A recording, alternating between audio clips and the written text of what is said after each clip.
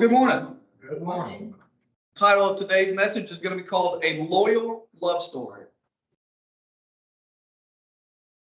In the 85 verses of the book of Ruth, it follows one family and one foreign woman named Ruth. And it follows them as they try to eke out a living during the difficult days of the Judges, a time of moral chaos and national instability described in Judges 21 verse 25 by the frightening words, "In those days, Israel had no king, and everyone did as they saw fit." The story takes unexpected twists and turns that fire the imagination and that soothe the soul. Ruth is for people who wonder where God is when one tragedy after another pounds their faith. It is for people who wonder whether a life of integrity in tough times is worth it. And it's a story for people who can't imagine that anything great could ever come out of their ordinary lives. I want you to walk through this precious story with me. Now we're going to do this in scenes. So the first scene is going to be suffering and hidden hope. Okay, chapter 1 is laced with details, so it will take a little longer to journey through than maybe the other Old Testament stories. Ruth chapter 1 verses 1 through 5 covers over 10 years of time with simple words that state some hard, cold facts for one family. It goes like this: in the days when the judges ruled, there was famine in the land, so a man from Bethlehem in Judah, together with his wife and 2 sons, went to live for a while in the country of Moab. The man's name was Elimelech, his wife's name was Naomi, and the names of the 2 sons were Mahlon and Chilion. They were Ephrathites from Bethlehem, Judah. And they went to Moab and lived there. Now Elimelech, Naomi's husband, died, and she was left with her 2 sons. And they married Moabite women, one named Orpah and the other Ruth. After they had lived there about 10 years, both Mahlon and Chilion also died. And Naomi was left without her 2 sons, without her husband. So any Jew of the ancient world would have picked up a few things in between the lines that easily escape us in our present day culture, historical aspects that open the windows of insight into the plight of this family. The first thing is famine.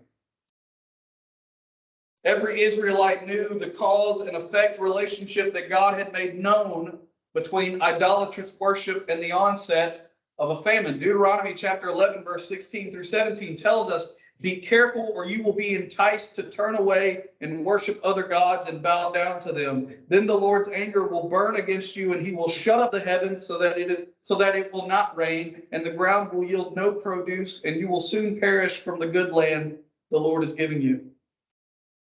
The second thing is Moab. Now, Moab was about 100 miles north of Jerusalem, and I assure you it was not listed among the desirable vacation spots for any traveling Israelite.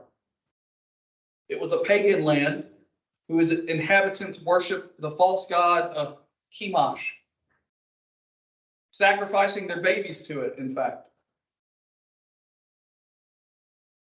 God had levied some of his harshest words against the Moabites, and Israel was to have nothing to do with them. So you begin to put the pieces together. Elimelech is trying to avoid consequences of Israel's sin against God, but in doing so, he puts his family in spiritual jeopardy. And sure enough, his 2 sons soon marry 2 Moabite women named Orpah and Ruth. The third thing is grief. Verses 3 through 5 are short and full of agony. The 3 men in Naomi's life, the finishing stroke on a decade that had included for Naomi driving hunger, the upheaval of her life as she departed from her homeland, cutting all familiar ties, and adjustments to a strange and God-rejecting culture, blow after blow, tragedy upon tragedy. You need to know that in those days, a woman who was alone had nothing. These three widows had absolutely no social status and no economic means to survive. They were essentially equal to the homeless of our society today. This was compounded even more for Naomi since she was an Israelite living in a foreign country. So it's no surprise when we read in verses 6-7 that the Lord had visited his people and had given them food. Naomi immediately packed up and started for home. And it's no surprise that she urges Orpah and Ruth to stay in their homeland, where there was some hope of marrying again. Naomi painted the future a grim black, holding out nothing to them but widowhood, childlessness, and possible destitution. Orpah decided to stay and in tears said her goodbyes.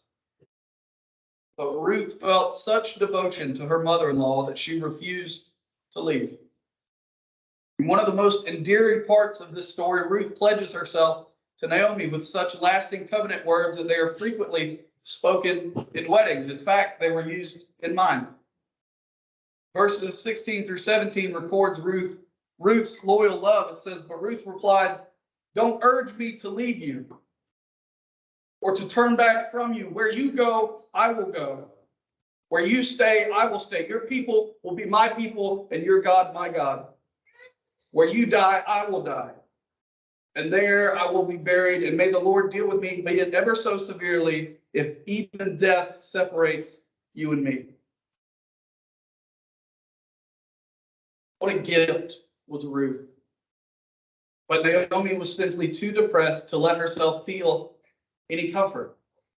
She had no hope of anything good in her future. She was numbed by pain. Everything that comes out of Naomi's mouth in chapter 1 reveals just how sunken was her heart. As she enters Bethlehem, the woman in town sees this haggard woman and asks, "Is this Naomi?" In verses 19, in Ruth chapter 1, verse 19. Now the word Naomi literally translates to beautiful. And so such a name had mocked her now, that she answers back in Ruth chapter 1, verses 20-21, "Don't call me Naomi," she told them, "call me Mara. Because the Almighty has made my life very bitter. I went away full, but the Lord has brought me back empty. Why call me Naomi? The Lord has afflicted me, and the Almighty has brought misfortune upon me." Now, Mara had a literal translation to bitter. And scene 1 ends in despair and gloom. Convinced that God is against her, Naomi exaggerated her hopelessness so much that she couldn't even see the rays of hope peeking through the clouds. It was God who broke the famine, and it was God who bound Ruth to her. And as we shall soon see, a dawn of rejoicing is about to come for the children of the Lord. Psalm 30, verse 5 is always true. "For his anger lasts only a moment, but his favor lasts a lifetime. Weeping may stay for the night, but rejoicing comes in the morning." Now, scene 2 is going to be romance in the grace of God. It covers one 24-hour day in the lives of Naomi and Ruth. And before the sun sets, the table will have completely turned on them both. They have to wait until days in to see it, but we get the hint in Ruth chapter 2. In Ruth chapter 2, verse 1, it says, "Now Naomi had a relative on her husband's side, a man standing from the clan of Elimelech, whose name was Boaz." Boaz is the last major character in our story. As the chapter unfolds, we learn that Boaz had a reputation as a God-saturated man of character and kindness. He was a man of wealth whose values were governed by God's word, a fact that is clear in how he treated the poor and how he dealt with his employees. But the thing that put a grin on the face of Jewish listeners at the time was that he was related to the now deceased Elimelech, the importance of which we soon will discover. But let's not get ahead of ourselves. Back in Ruth chapter 2, verse 3, we find a hungry Ruth who goes out to glean with the poor. She had no deliberate plan about which field she would work. She just finds one, rolls up her sleeves, and she starts gleaning. But what on the surface to her appears to be a wild coincidence, we who are in the know understand as far from a random occurrence. Ruth just happens to find herself in the field of this man named Boaz. We know that God was behind it. Love, good or bad, has nothing to do whatsoever with Ruth's choices for her or our lives. Now, Boaz spots this cute brunette gleaning with the poor, and all I can say is that it was love at first sight. He goes out of his way to show her favor, giving secret instructions to his workers to deliberately drop some sheaves for her, feeding her a huge lunch, and then loading her down with grain at the end of the day. And when Ruth goes home to Naomi and recounts the details, the light suddenly clicks for Naomi. And when she heard the name of their benefactor was Boaz, her mourning turned to dancing. In Ruth chapter 2, verse 20, it says, "The Lord bless him," Naomi said to her daughter-in-law. "He has not stopped showing his kindness to the living and the dead." She added, "That man is our closest relative. He is one of our guardian redeemers." Then we move on to scene 3, which is renewed hope and a risky proposal. Chapter 3 will take your breath away and also raise your eyebrows at the same time, just like us. Ruth continues to glean in Boaz's field until the harvest is over. It was then that Naomi, newborn in her hope in the Lord, comes up with a risky strategy to make a husband out of Boaz.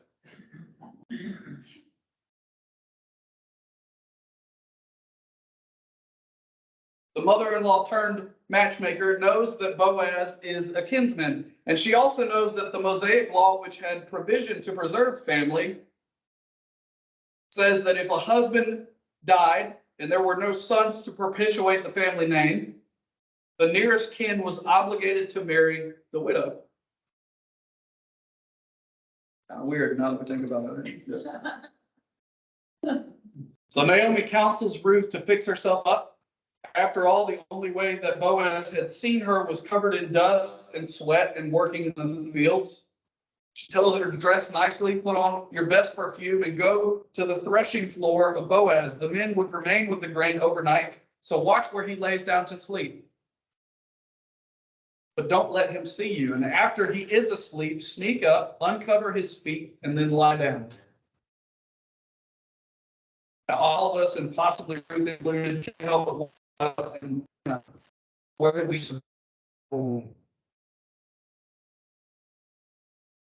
Chapter 3, verse 4, it says, "He lies down, note the place where he is lying, then go and uncover his feet and lie down, and he will tell you what to do." Sure he will. This is a very interesting strategy. If you want to give the relationship a chance, why not a conversation with Boaz instead of a risky midnight maneuver? What if it backfires and Boaz draws the wrong conclusion, which would mar Ruth's reputation and humiliate her? Nevertheless, we feel the suspense as Ruth plays out Naomi's strategy exactly. When Boaz turns over in the middle of the night and he awakens, he discovers this woman lying at his feet. And he wants to know who she is, and Ruth identifies her and then says in verse 9, it says, "Who are you?" he asked. "I am your servant Ruth," she said. "Spread the corner of your garment over me, since you are a guardian redeemer of our family." There are sweet subplots at work here that I can't go into, but the daring scheme worked because Boaz agrees to marry her. But there's yet a problem because Boaz knows of a nearer kinsman than he to Elimelech's family. So then we move on to scene 4, which is the sandal exchange and the savior. The next morning, Boaz skillfully presents the situation to the nearer kinsman, and the man gives Boaz his sandal. This is a symbolic way of saying that he transfers the transfer of rights. And so it was that a foreigner from a condemned country was brought into a covenant relationship with God during one of the darkest times in Israel's history. A most unlikely young lady gives birth to a boy named Obed, who would later father a son named Jesse, who would later father a son named David, who we know is 7 generations before Jesus. So Boaz and Ruth were married.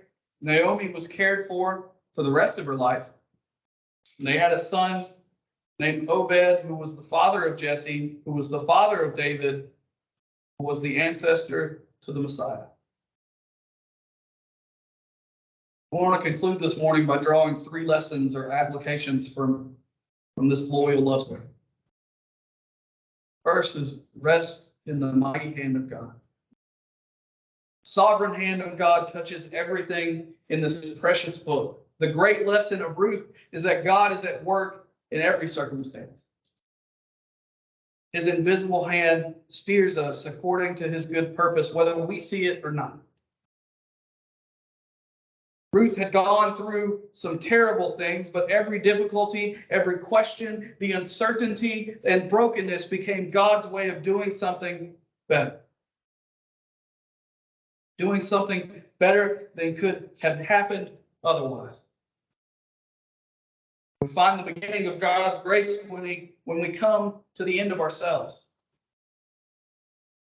Friends, even when you are completely unaware of what is happening or even why something is happening, God is guiding your decision and your actions.